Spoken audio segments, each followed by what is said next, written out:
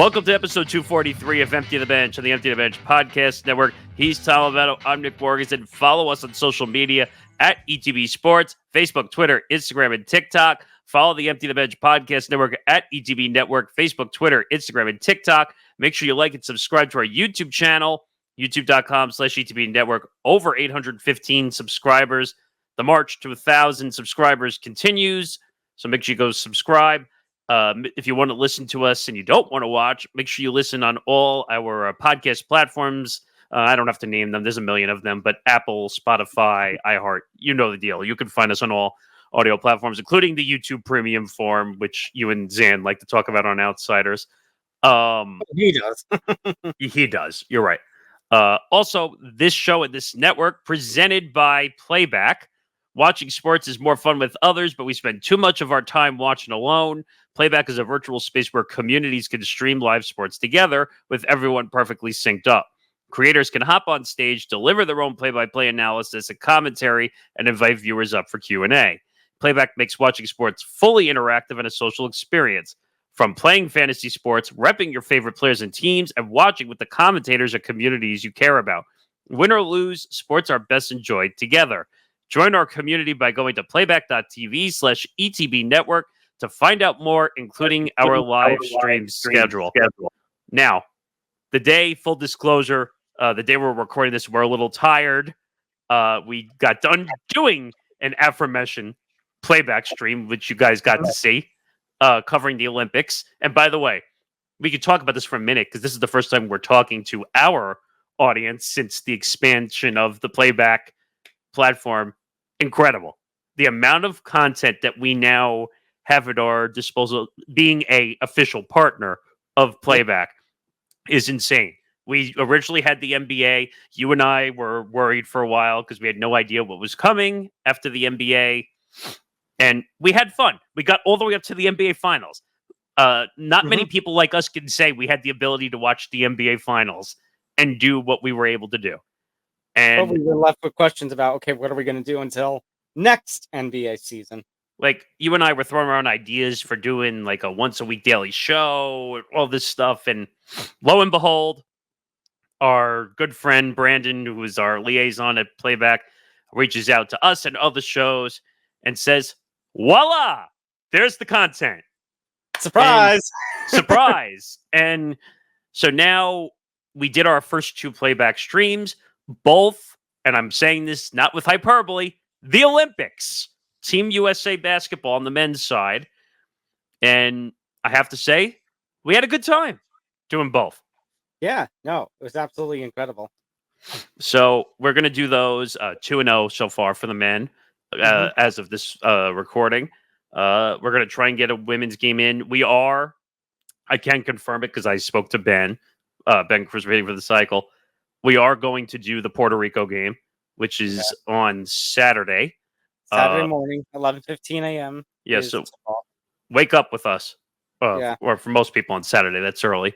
So we will have game 3. They've already qualified for the eliminator stage. So this is basically just a fun game to watch. Until we get to the serious stuff, which starts on Tuesday. What time? We don't know yet.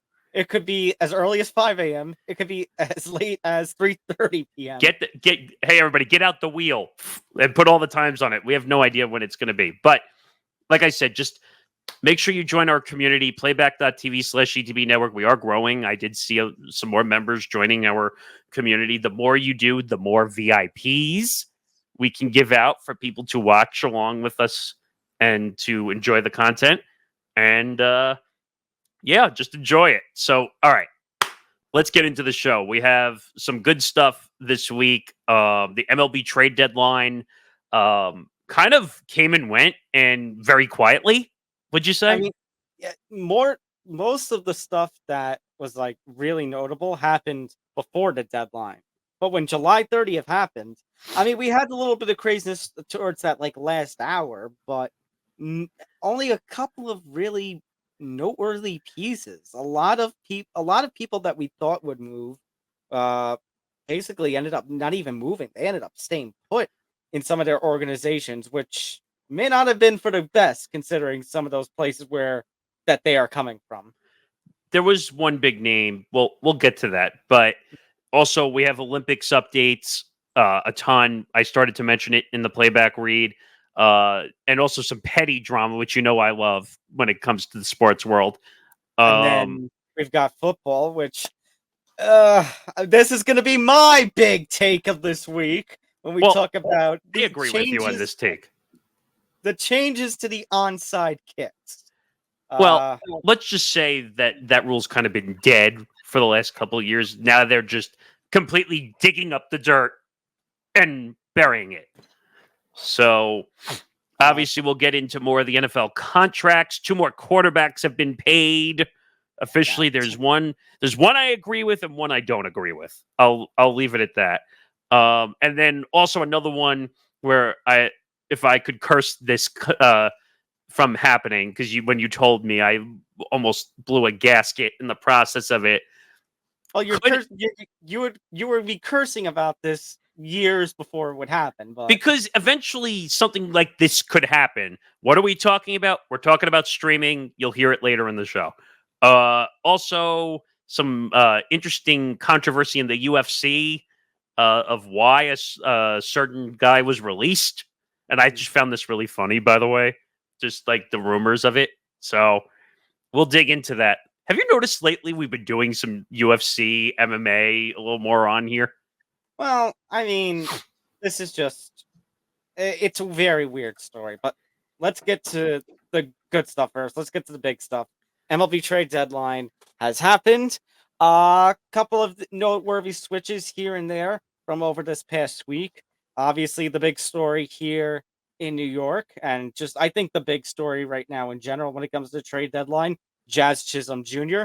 going over from the Marlins to the Yankees in exchange for a couple of minor league prospects. I think 2 guys in the top 30 of their prospect system.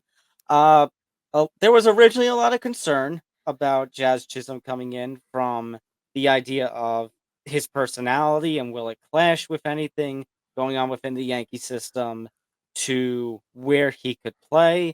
And that's still a question at this point because he is a very versatile player. Obviously, the Marlins were using him in the outfield very much, but he originally came up as an infielder, I believe, as a second baseman. So it was a lot of plug and play, and it still kind of is a lot of plug and play when you consider the Yankees and their contracts and where you can fit him in to at least for 2024. When we talk about 25 and 26, maybe that changes a little bit. But overall, there were some concerns. And is he just going to be another one of these bats? But ever since he's come in and ever since he has played, the Yankees are right now 5-0. 2 wins against the Red Sox. Should have been a sweep, but Clay Holmes going to Clay Holmes on because we can't always have nice things. So.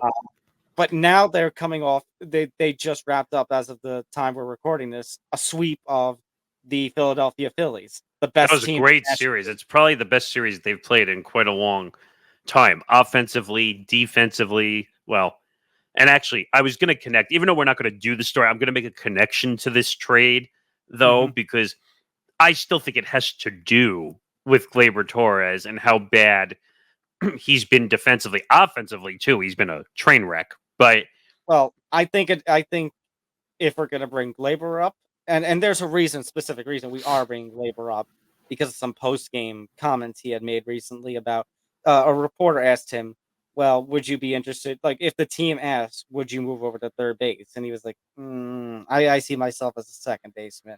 Just be careful not to fall for the AI version that they made on Twitter, because someone did a really incredible AI.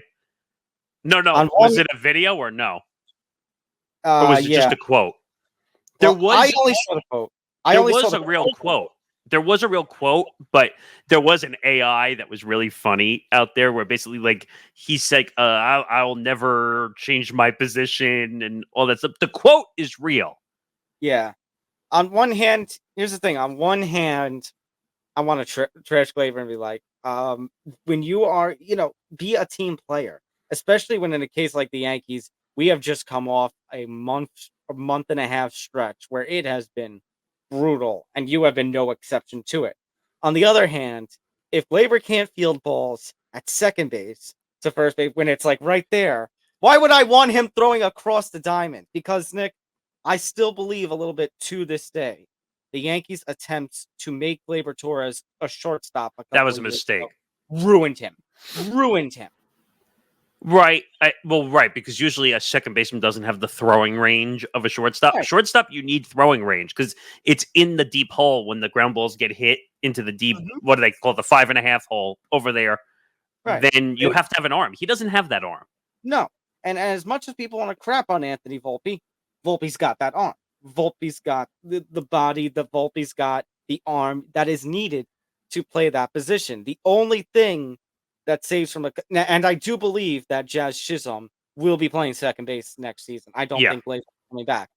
The thing that saves Gleyber from sole spotlight, and I want to be careful about this because this guy just had a monster 6 RBI game, had a grand slam in that last game against the Phillies, but also DJ LeMahieu because he has just, if we're gonna trash Gleyber with his plate appearances, DJ LeMahieu a 170 batting average, and it's affecting his defense now too.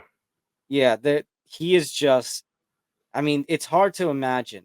Like, remember 4 years ago, he was a batting champion. He was one of the few to win in both the AL and the NL in batting titles. I remember his Colorado batting title for sure. Yeah. That because that was the one where he was known for using all fields when he hit. That was when he was his best. He was an absolute machine. And I remember it was right after COVID. He was up for contract and he was going to get paid. And I remember everyone screaming from the rooftops that he should fire his agent because he got a 6-year deal and was only $90 million. He didn't get to the triple digits, and he wanted to take a pay cut because he wanted to win in New York. And it's funny. It's like you look at that $15 million right now per year for the next few years. You think it's an albatross, but you think about that time. It could have been a lot worse. It could have been 25 or 30 if we're really talking about it properly. Yeah. I mean, you know what? I mean, a lot of these guys don't have the long shelf lives that they once did because of the amount of pressure and effort it takes to really play this game. Like, you're never going to see a Derek Jeter until the end of his career, obviously, but like who plays 20 plus seasons in the same uniform. Yeah. I'm trying to think of guys where that is the case. I don't know. Do you have an example of a guy that really lasted 20 plus seasons? I mean, that really. It has to be 20. No, but just or like a long career. That Jeter was the first one that came to my mind because it was all with the Yankees. Wait, you're saying does it have to be with one team or is it just general? Or just a long career generally? Then. Okay. Chase Utley. Well, you want to go the most obvious, LeBron, but. Okay. Oh, you're talking different. Okay. But my point being that I mean, your point being that not everybody has the long shelf life that certain people have. I mean, now you're like they talked about it on the Olympics broadcast. Royal Ivey, who was the head coach, people forgot that he had a 10-year career in the NBA. Yeah. People forget, like, if you're a serviceable player in a professional sport, you can have a long career as almost as much as an all-star. As long as you play consistent and you don't do anything shitty off the field, you can have a 10 to 12-year career in a professional sport. The other big name that has, they basically got this trade done like right under the wire. It was Jack Flaherty, pitcher for the Tigers, ends up getting moved to the Dodgers. There were a couple of people. There were a couple of teams who could have been in the mix. I know the Yankees were in the mix. I think the Mariners were. The Mariners made a lot of moves during this deadline. A ton. They probably are the leader in the clubhouse when it comes to moves. And I think that's because the Mariners are, sorry to change subject all of a sudden, but the Mariners are, we talked about the Yankees falling off. The Mariners had their own fall off, and now it's a two-way. The one thing I would say is the Mariners had such high expectations that they were supposed to make the next hop. Like, they made the playoffs. I think, did they end up winning a round? I don't remember. But, no, they played Houston. Yeah. Well, the point I was going to was that they had a commanding lead, but now Houston's getting all those guys who started the year hurt back. and the Mariners lost a step. So now it's a two-way race at the top between the Mariners and the Astros. And J-Rod's been kind of a disappointment, though, in my book, a little bit.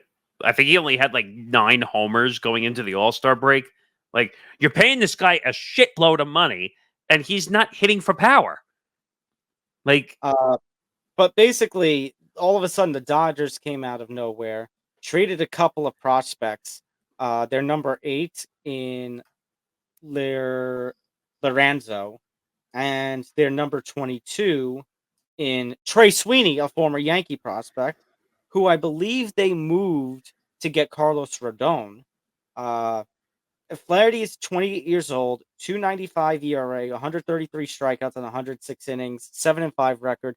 This was been a big bounce back season for him because obviously he won this. I think he won the Cy Young a few years ago while he was with St. Louis, but ever since then had been dealing with injuries. He's been with Detroit. Like I said, it's been a bounce back season, but Detroit obviously not going anywhere.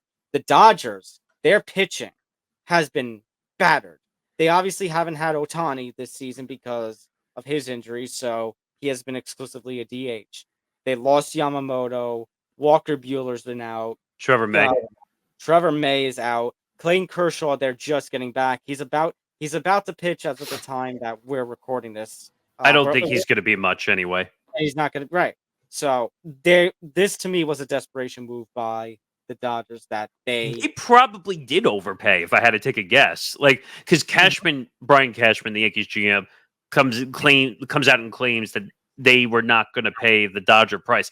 Now, again, we don't know 100% what they did because Cashman could just be playing cheap like the Yankees have over the past 5 to 7 years.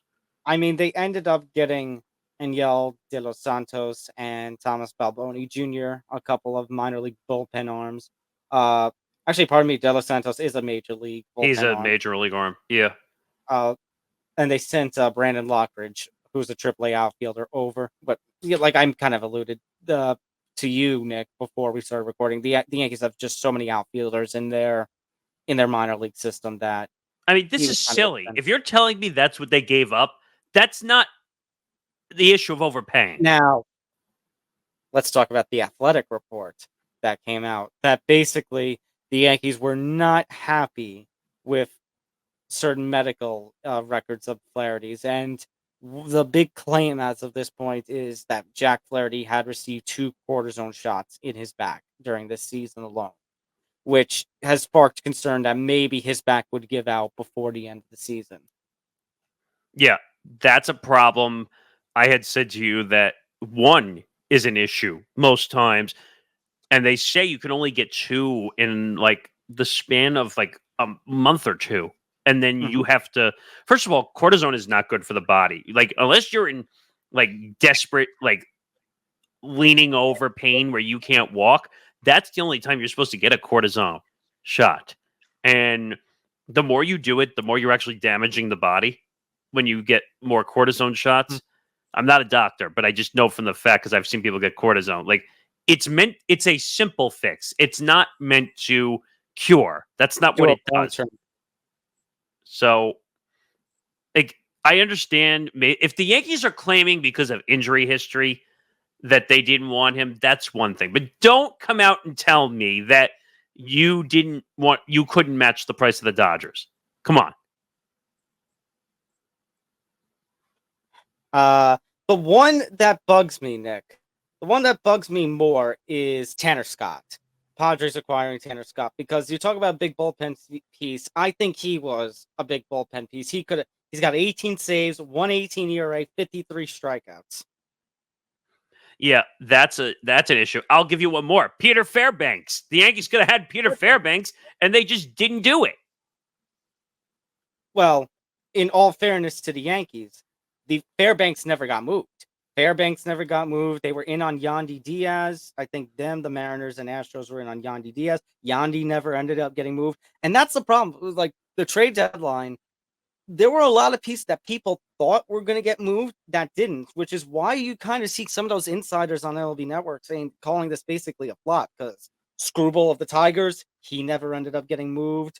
Crochet of the White Sox, but he's a whole other issue, because Crochet to come and his agent to come out and say, we will not pitch in the playoffs unless we get an extension. What does that do? What good does that do for you? And what good does that do for the team? Like, what good does that do to your They basically killed their own value. I mean, and the sad part is, they could have, somebody like Crochet and what he's performed could have gone to either a bona fide contender who would be going into the playoffs, or B, a team that is chasing a playoff spot that maybe somebody like a Crochet would take them over. Nick, the White Sox, like, they may not, maybe they don't beat the record of the 03 Tigers or the 62 Mets, but you have old timers basically calling the White Sox, just based on the eye test, talent alone, the worst team that they have ever seen. I mean, Nick, they're about to, in the first few days of August, already reach the 81 loss mark. Like, it is unbelievable how bad that team is. Nick, their run differential, I teased you this right before. Do you want to know what their run differential is? Yes. I think you're mute. Oh, okay, I got you. For some reason, you were a little bit delayed there. Yeah. Their run differential is a minus 229. What? Read my lips. Minus 229. What the f? They have been outscored by opponents 229 runs as of this point in the season. I mean, what? I have never seen a baseball team this freaking bad. Like, Nick, we talk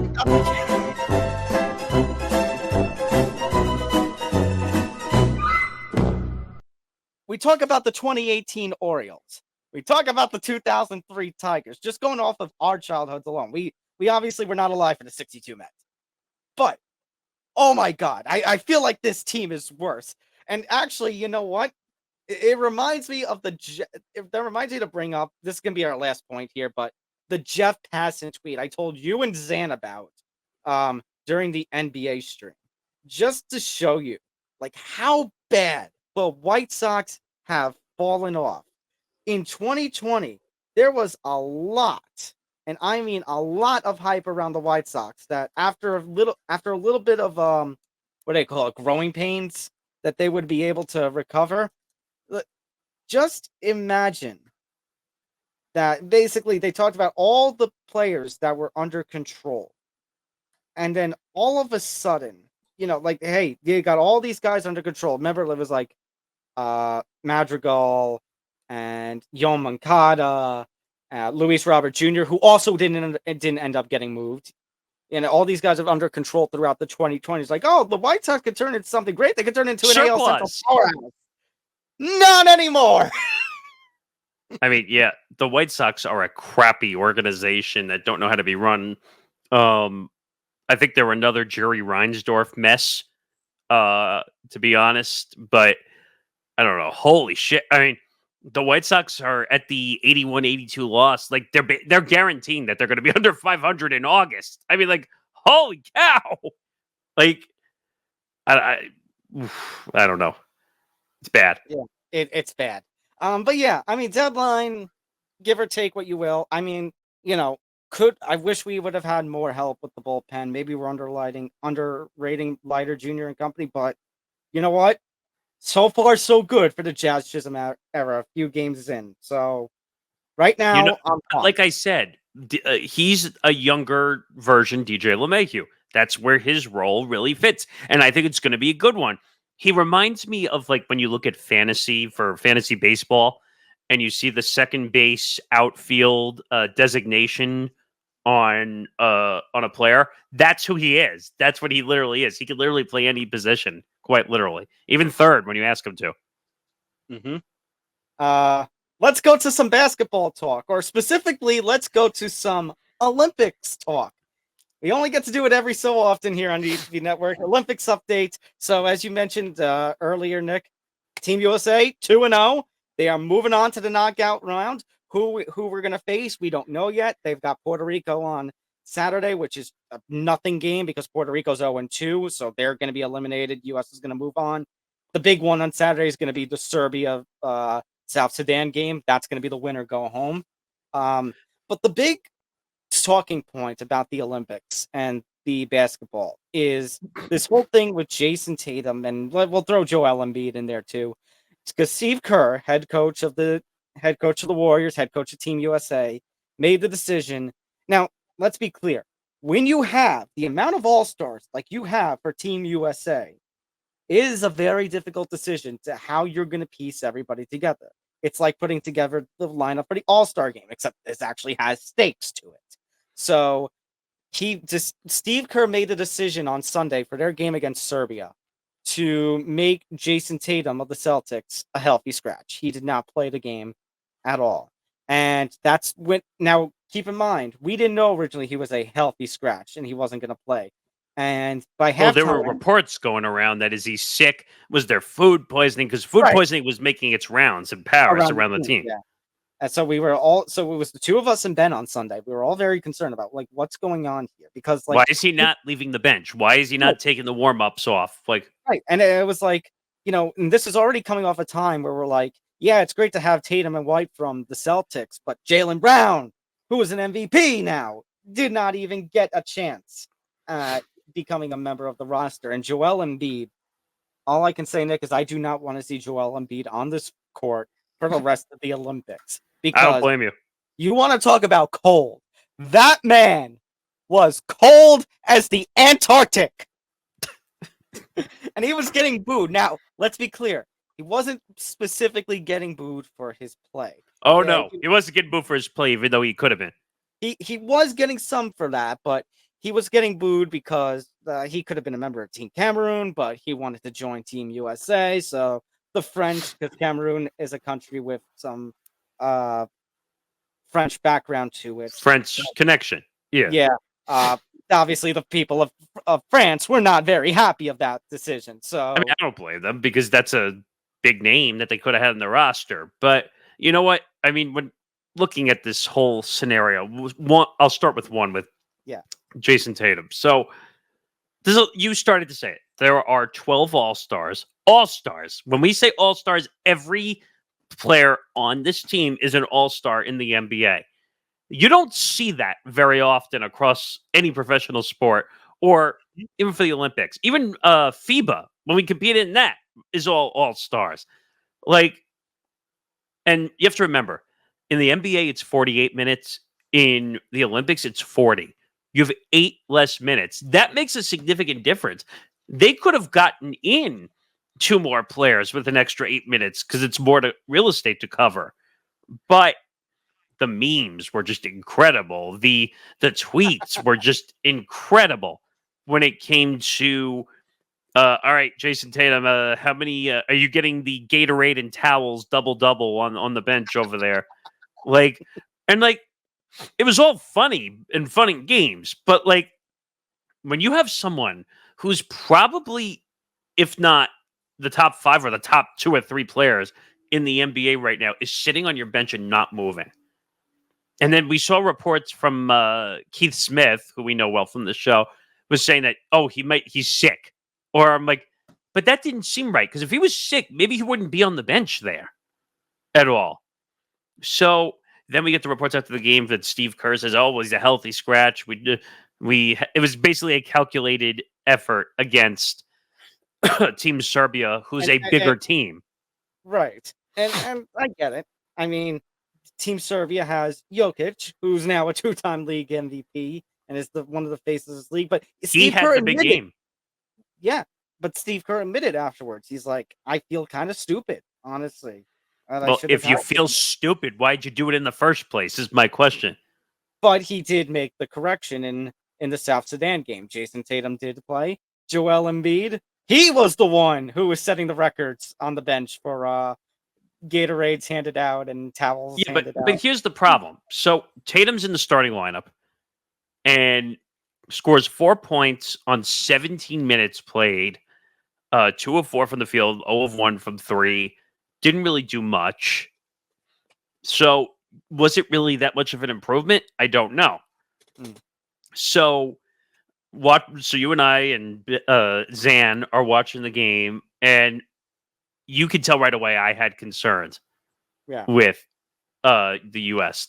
They're getting off to very slow starts for these two games. Yeah. The first quarter, they are struggling. I don't know what it is, but and maybe it's an NBA thing because a lot of these stars, it takes a little while to get them going. But eventually things start moving, then the needle moves, then you start to see the lead climb. I had some fun during the game as I had a bet on it and as close as it could possibly be without going over. But so they end up winning this game by 17 points, 103 to 86. This game was way too close in my book, in my opinion. But I don't know. Like, it's just one of those games where you're just like, you almost lost to them in an exhibition game. If it wasn't for LeBron hitting a shot, which I would not call clutch, by the way, he hits a shot, they win by one.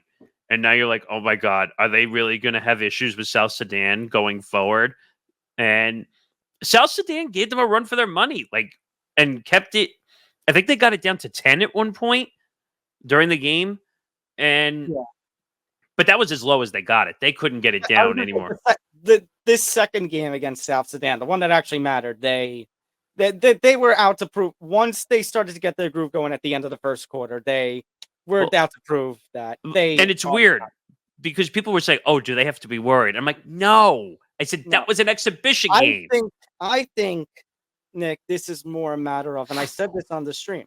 I think this is more a matter of. I think we're underestimating South Sudan a little bit because, I mean, think about it.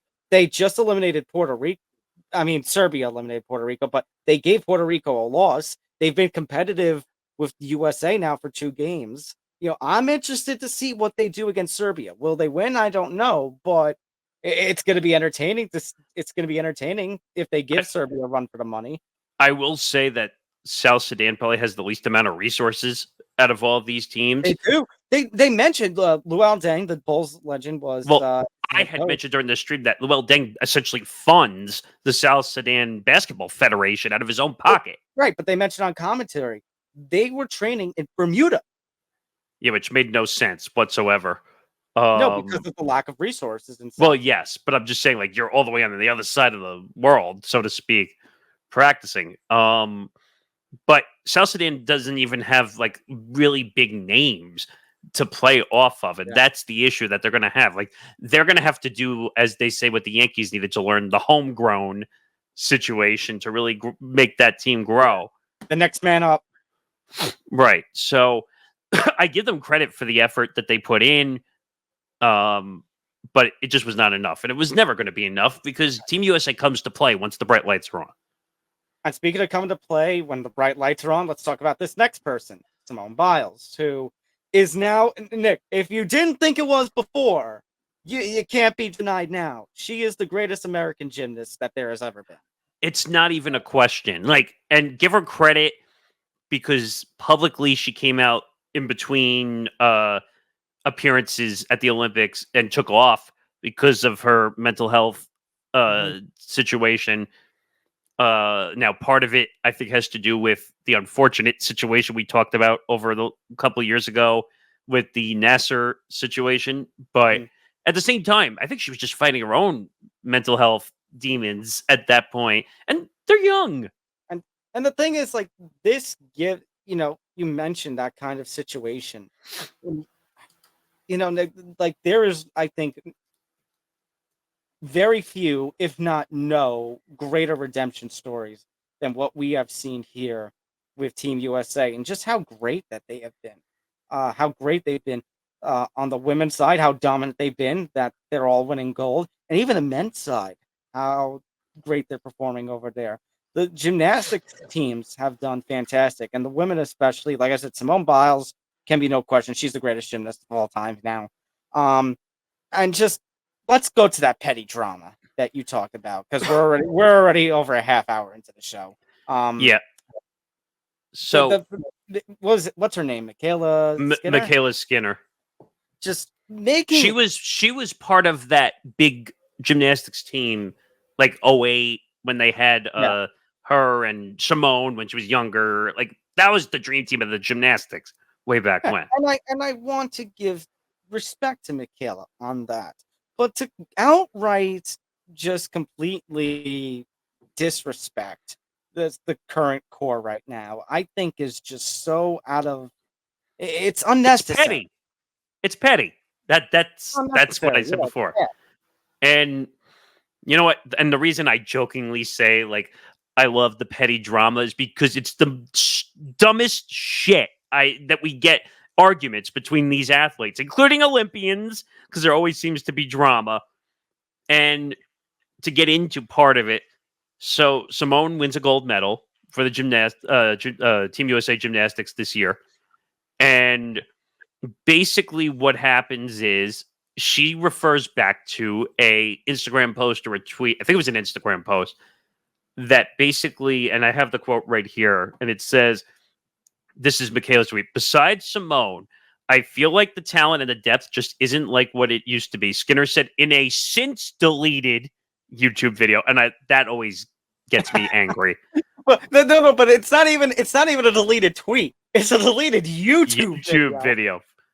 That was captured in a post on X. Okay. I just noticed, obviously a lot of girls don't work as hard. The girls just don't have the work ethic. And this incensed women's Team USA gymnastics and their committees and everything. And then after winning the team all-around gold medal. So this was a team win, by the way, on July 30th. Biles seemingly responded to Skinner's comments with a post of the 5 gymnasts who call themselves the Golden Girls. Now, we could debate whether that nickname is good or not. I'm joking, by the way. Celebrating their accomplishment as well as clapping back. Now, I haven't seen Simone. She doesn't strike me as like the clapping back type. Well, did you see what she said? All right, so I found the comment. So after securing the gold, after the team won the gold. So she made remarks using the caption, quote, lack of talent, lazy Olympic champions. Which are the words that MyKayla used. Right, on her celebratory image alongside her teammates with the U.S. flag as a backdrop. And I don't blame her. But here's the petty part. You want to know what the petty part of this whole situation was? MyKayla blocked her after she made the comment. She didn't see that one coming. Well, you also left out that at the press conference, the joke was the team name. You mentioned the Golden Girls, but the team name was it like Team F around and find out. Yeah. So it says the post garnered backing from numerous athletes. Among them was Biles' NFL spouse Jonathan Owens, R&B sensation Ceza, and ex-Team USA gymnast Lori Hernandez. They all responded and basically, quote, 4-letter word for all the haters. GOAT, bravo. So, you know what? MyKayla Skinner is a hack. I'm sorry. Suni Lee also, by the way, just a few hours ago, she took her own shot at MyKayla. Yeah, because MyKayla has no leg to stand on. One, I think MyKayla is jealous that no leg gymnastics. Oh, I wasn't even trying to do that. That's the first time I actually tried to make a joke and it didn't actually meant to be made. But I could say there was no skin off her nose, but that's a whole different issue. But my point is, you're welcome. My point is that MyKayla Skinner is a hack. I don't care if it hurts her feelings or whatever, but when you say dumb shit and call people lazy, when you said it yourself earlier, that Simone is probably one of the hardest working USA gymnasts out there. And if she's lazy, then what is everybody else? I don't want to know. If Simone Biles is lazy, then the rest of the world, I mean, maybe we're just all the world of sloths, Nick. Maybe. We could be. But you know what? Like, I don't feel bad for MyKayla. She got what she deserved. And then Simone went on Twitter or X and said like 2 hours after it happened, oops, I got blocked. Like quite literally. And I'm like, well, you didn't need her anyway. Let her be in her own little Olympic bubble by herself. All right, let's go over to the NFL. I mean, Nick, the day that this is premiering, this is big. The day that this is premiering is NFL Hall of Fame game. It's preseason time. We have games. Oh shit! I totally forgot. I mean, we're not going to make a pick for this game because this game doesn't matter. But yeah, I mean, it's preseason. But Zan and Grand haven't. I mean, the Chicago Bears are playing in the Hall of Fame game. I mean, yeah, we also have Grant's game day premiering on this same day. Also, so Grant talked about this game as well. But you know what? I saw this onside kick rule that now they want to ban it in the fourth quarter. No, that's not it. Let me explain this because I'm gonna go off about this. They're not banning it in the fourth quarter. They're banning it at any point before the fourth quarter. So if you enjoyed your team doing the little occasional, hey, let's catch them off guard at the start of the first half or the start of the second half of an onside kick. No longer allowed. That's a no. NFL says no. What was the other? Oh, you have to be behind on the scoreboard to do it. So imagine if it's week 18 and two teams that it does not matter are playing because there's no playoff implications. And they just want to have a little fun and do an onside kick for funsies. Can't do it. But that's not fun. Do you want the bad part? Oh God! Here's the worst part. You have to announce the onside kick before even attempting it. What? That ruins the point of it. To be honest, though, and I said it to you before we started, the onside kick was already dead. Now we're just burying or undigging that dirt and burying it deeper. Like, that's all we're doing at this point. The onside kick means nothing. It doesn't do anything anymore. The no fun league strikes again.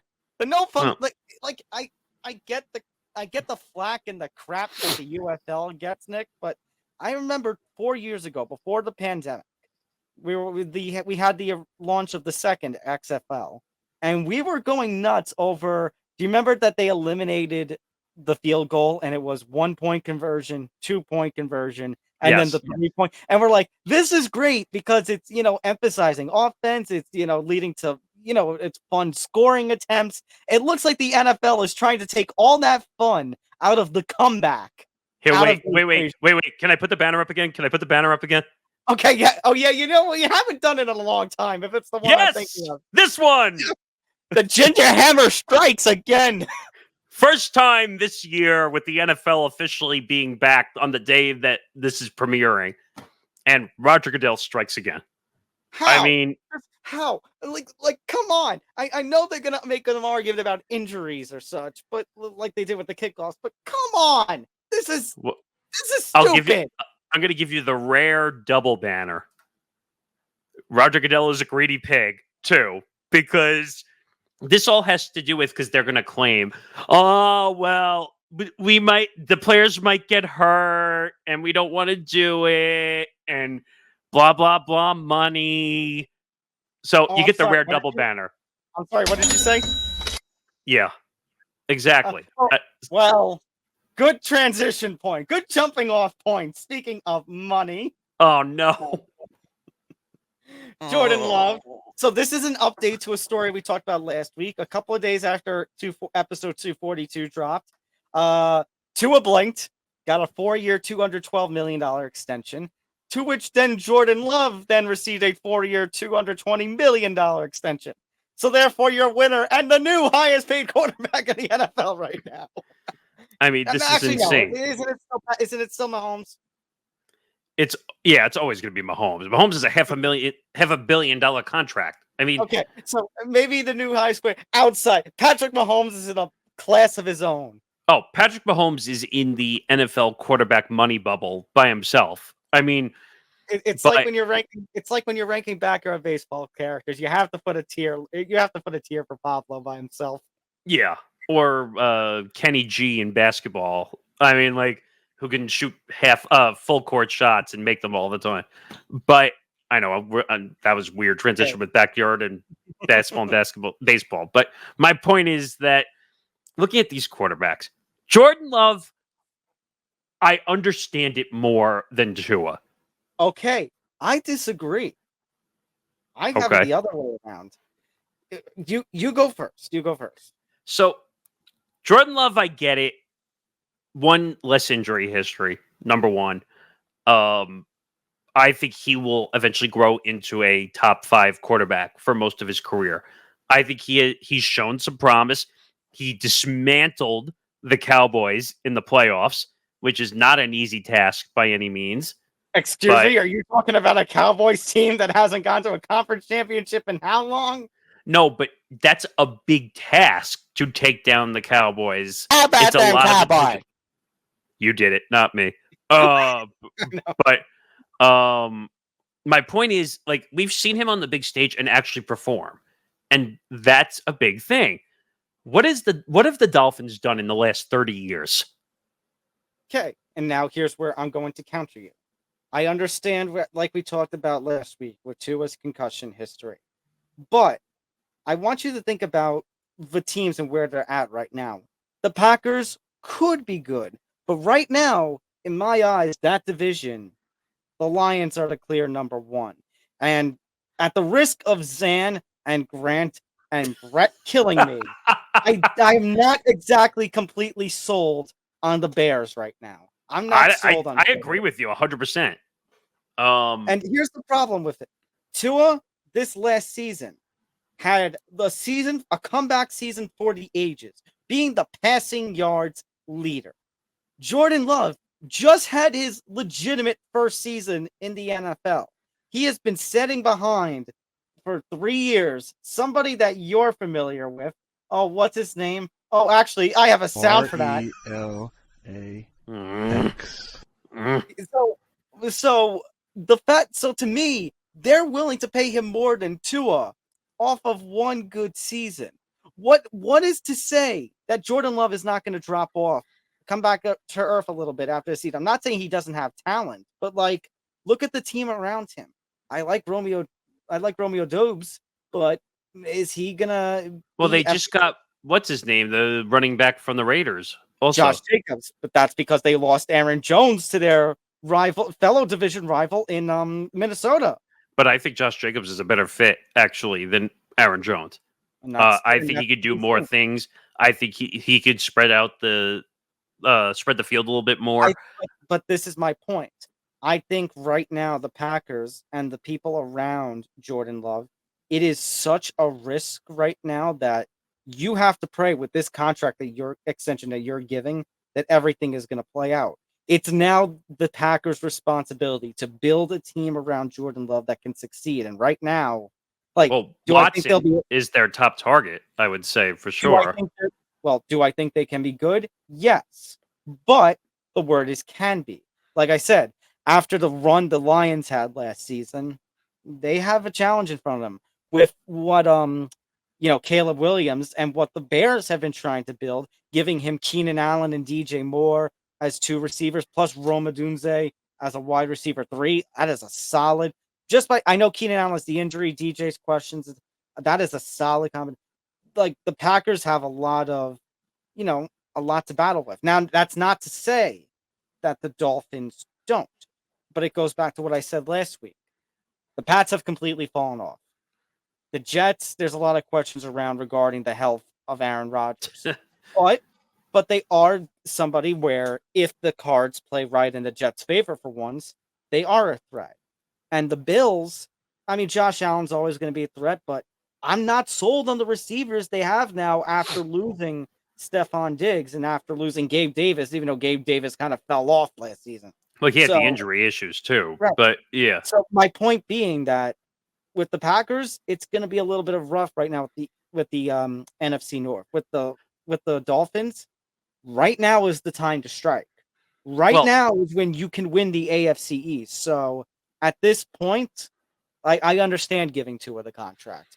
Jordan, I was just going to say, because you made the one argument, if one bad thing happens to Jordan Love, what happens if Tua has one more concussion? And that is a concern. You're right, but you know who Miami still has? Who is their backup? I'm talking about Well, I'll look that, but I'm Well, are you talking talking about Tyreek and all yeah, that stuff? they have an offensive juggernaut in Tyreek. Well, yeah, they have Tyreek, they have Waddle. I mean, they've got plenty of guys to be good offensively. Who's their speed running back, which we were constantly watching Oh, all last year? is Mike White still over there as the backup? I don't know. I don't know that. But who's the speedster running back that got hurt beginning of the year? You're talking about Devon Achan. Devon Yeah, Achan. HA was a sick running back. Yeah, a lot of speed. Mm-hmm. So that kind of goes into my point that I think the Dolphins have enough weapons around them. And yeah, by the way, Mike White is still the backup quarterback over in Miami with Skylar Thompson as the QB3. That's crazy. Um, But but yeah, I think the bottom line is both these guys have a lot to prove now with their contracts. yeah, I mean, I don't know. I'm more worried about Tua just because of the concussion issues and the injury issues, and And now again, no, go ahead. I was just going to say with the contract, and now people are going to be out to hit him more, knowing that he's the top guy. Like, I just think like they're going to be more to really get him down. I mean, for me, with my main concern about the Packers and Jordan Love, it's twofold. One is that Jordan Love, doesn't have a sophomore slump. He maintains the play that he had last year. I say sophomore slump, like he hasn't been in the league, but like I said, he's been a backup. He took the Aaron Rodgers path, funny enough. But the other concern is, do you have enough of a team around him that the Packers can succeed? That's the question. Yeah, I mean, the Packers need to do a better job of really piecing this team together.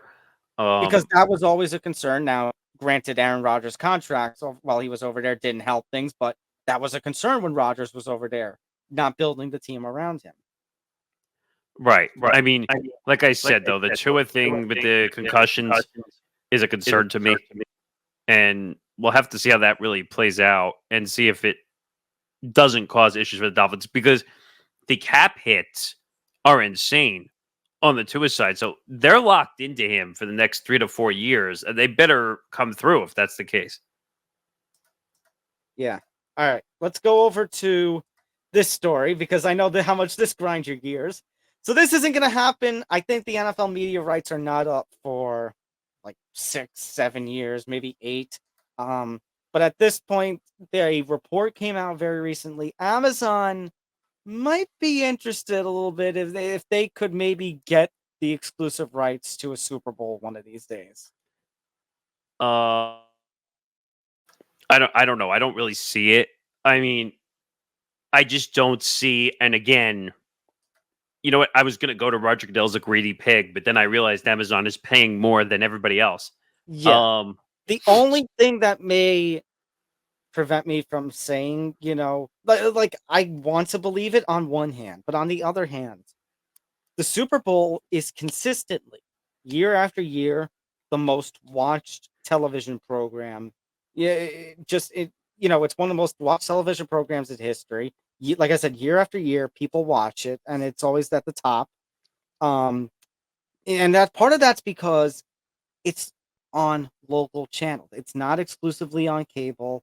Well, it's it's not that it's local TV; it's that it's on free television. Well, no, or it's not on free television. Let me back that up. It's on cable, or it's on It's on your channel 2 CBS. It's on your Yes. channel 5 Fox or Yeah. 7 AV. You don't have to have, you don't have to pay a premium to watch. Correct. Yeah.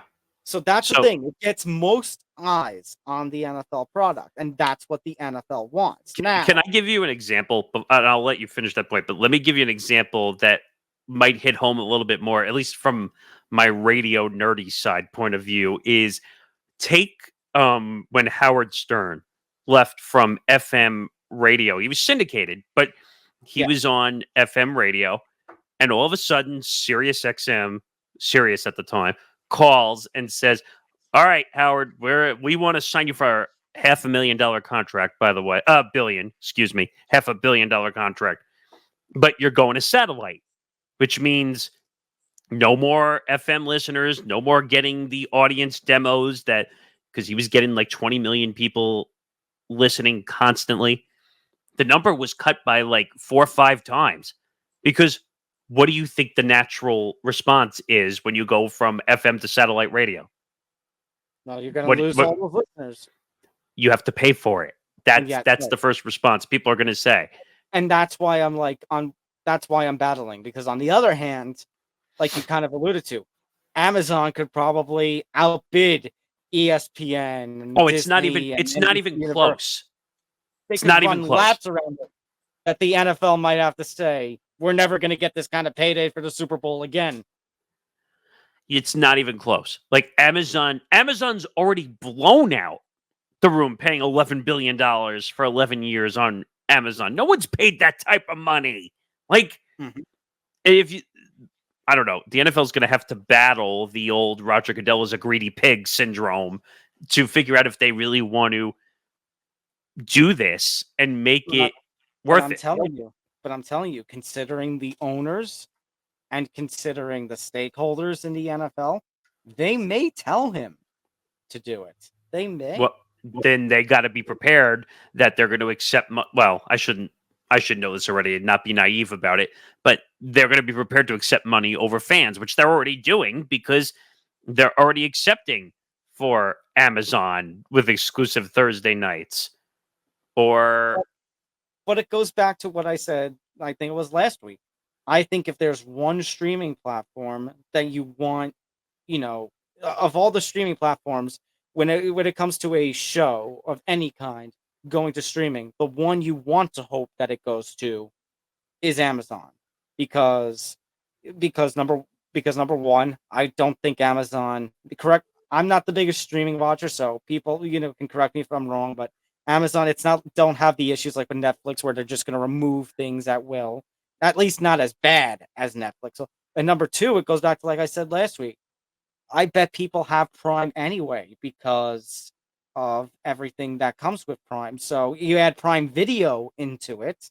That's an easy transition. So, I mean, the one thing I will say, and Zan and I actually did a long video on this whole thing, more on the UFC side, but I actually want to grab a point from there and bring it to here because it actually is similar. And just looking at Amazon, all of a sudden they went from being just let's watch a TV show or let's watch your favorite movie that you couldn't find, or I need to go buy toilet paper from Amazon to now I can go watch the Yankees and some other baseball or the NFL or on NASCAR. Yeah. Now, and soon they're going to have the NBA, and soon they're going to have the WNBA.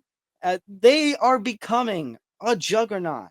They're becoming their own Prime Video sports network, if you really want to think of it in that regard. And even UFC, which is another one they've been discussing. And I wouldn't be surprised. The reason I bring up that example, because Dana came out in an interview and said that, well, we might want to be on ESPN and ESPN Plus, but we're going to split it up like the NFL did. So he claimed that in his statement. And to be honest, I think UFC can handle that way better than the NFL can. Yeah, I mean, I know they have tried right now, Amazon, with One Championship, which is a Asian-based MMA promotion, but it's just not getting. One Championship has its own questions. It doesn't have the same juice. Yeah, but the only thing that stops me from that is thinking TKO. The WWE's heading over to Netflix in 25. Would they follow their family over to Netflix instead? Well, okay, I'm glad you brought that up because that's speculation and rumor that I've heard that UFC will probably follow that suit and might make a few deals. All right, pay-per-views to ESPN, ESPN Plus, maybe Netflix. I was going to say these fight night cards to Netflix, these fight night cards to Prime or something like that. I mean, they could also do the old Dana White's Contender Series could go on one of those or the Ultimate Fighter. Like the UFC, believe it or not, has a very similar setup to what the NFL has. They might not have the money that the NFL does, but they're set up, I think, actually, to be honest, to be more valuable in the long run because they have more. One, they have a huge international audience, which is going to help. Now, I asked Zan, and I asked you the same question because I get confused by it all the time. The weird international rights that they have for certain things in certain countries, and that's where, full disclosure, we got confused with Tough for the Ultimate Fighter when we were trying to put our stream out. Like, right, could because you on watch it on Fight Pass or not? I mean, because for full disclosure, the most recent episode of Tough got delayed till 12:30 because if you were watching on the main ESPN channel on television, old school style, like I do, it never aired till 11:30 because they had to And nobody knew run why. a Serena Williams documentary, the latest episode, and that late because Barcelona's game, I forget who they're playing, but Barcelona's game, because they were airing soccer, that game ran long. Yeah, so that screwed up the whole schedule. But I'm saying nobody knew, like they weren't saying anything, which was really effed up on the ESPN side. But that's why I think this is going to push Dana to go other places. To be honest, and it's basically Dana's going to say, "F you, we don't need you anymore." Okay, well, since we're going to go to Dana, let's go off something good to, unfortunately, ending this episode, a couple of things bad. This was bizarre. Yeah, so UFC 304, if you watched the latest episode of the MMA Outside of myself and Sam Bando, you heard our opinions about UFC 304. It sucked, wasn't great. It had technical difficulties, which led me to say what I needed to say before about... Wait, was that the Ben Roethlisberger error or no? That was one of them. And then there was a point where like one of the fights was ending and the screen went black for a couple of seconds. And during the time that it was black and eventually the screen came back, you heard the audio test stuff like channel 1, channel 2, channel 3. Beep, beep. That's great. That's awesome. So if you're Dana watching that, you're probably fuming at this point with media rights coming up. I mean, just to go back for a second, didn't you say during The Ultimate Fighter, when they eventually got it on, that they went to break and they played the same commercial 3 times, and then when they came back, they were in the middle of wherever they were in the show? In a training, yeah. One of the commercials glitched. Oh, God. I think they're trying to screw off on this. ESPN and UFC. I don't know. Let's talk about Mohamed Mokaev. So Mohamed Mokaev, for those who don't know, was ranked flyweight. He was up and coming. He probably could have been a next title challenger in that division. Not the most popular fighting style, although he has gotten finishes. Very recently, as March, I think he had finishes of opponents, getting the big TKOs and all. He faced a guy by the name of Manel Kopp, also a very big flyweight. The two had some confrontations earlier in the week, so there was a lot of bad blood brewing. They couldn't even do the face-off at the ceremonial weigh-ins because they were all chomping at the bit. They had extra security for their walkouts. And after all that madness, the two of them, the first round was like them fainting and everything. Like, maybe just feeling each other out. I want to see how you react, so I'm not actually going to hit. It wasn't a lot of it. And Mokaev had a very wrestling-heavy approach. Now, here's where things get interesting. Mohamed Mokaev, in an earlier interview during Fight Week, said the UFC had told him that his wrestling approach was boring and that they were going to cut him if he did not change his approach or have. And Mohamed Mokaev said he knew, because this was the last fight on his current contract.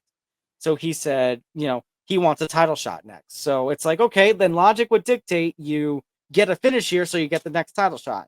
But that didn't happen in this fight. Now, granted, again, Mohamed Mokaev goes with a certain style. And he did what he needed to do, and he got the win. Wasn't great, though. And it didn't represent the kind of talent that Mokaev does have.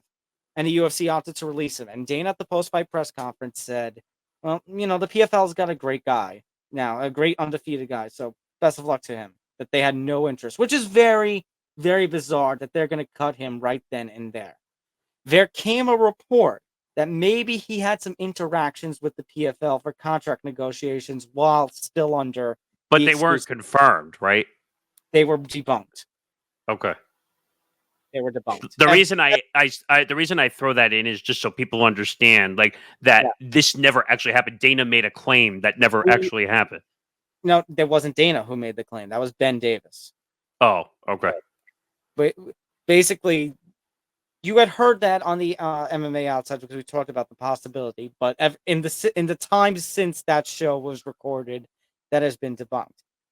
To me, a fear that I have now. Look, Mohamed Mokaev, I don't think did himself any favors because he's had some out of the cage antics.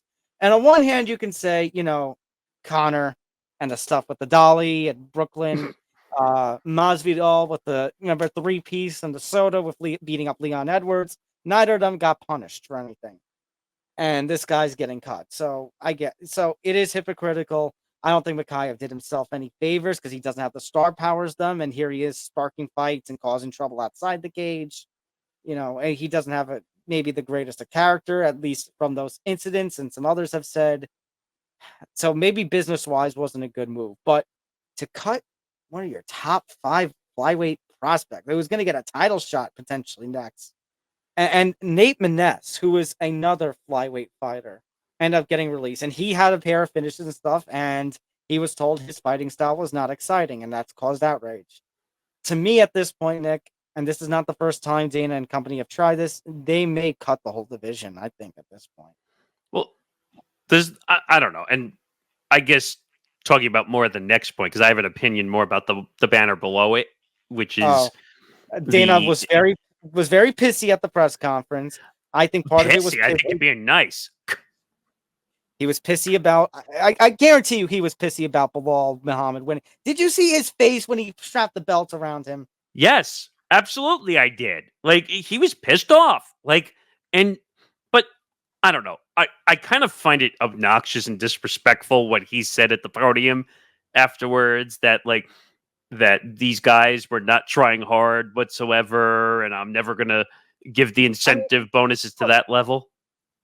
I mean, look, the card sucked. He is completely right about the cards sucking, but to refuse to increase them ever again, I don't know. Let me be clear. That's the problem I had in that statement, was saying I'll never increase them again. By the way, and a lot of shows went after Dana, saying that you don't understand how hard these guys work and whatnot. No. And the thing is, I sense this is a little bit of promoter talk, because I've got a feeling like, obviously this is a long ways away, but just an example, when they do UFC 350, the big 350 monster, you wouldn't expect that they'd $350,000 for everybody.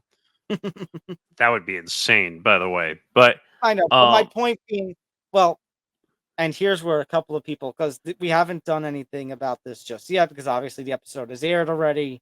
The new developments in the antitrust lawsuit that has come out, that the settlement is officially denied, and it's going to go to jury trial, and they're not going to be together. It's going to be separate jury trials.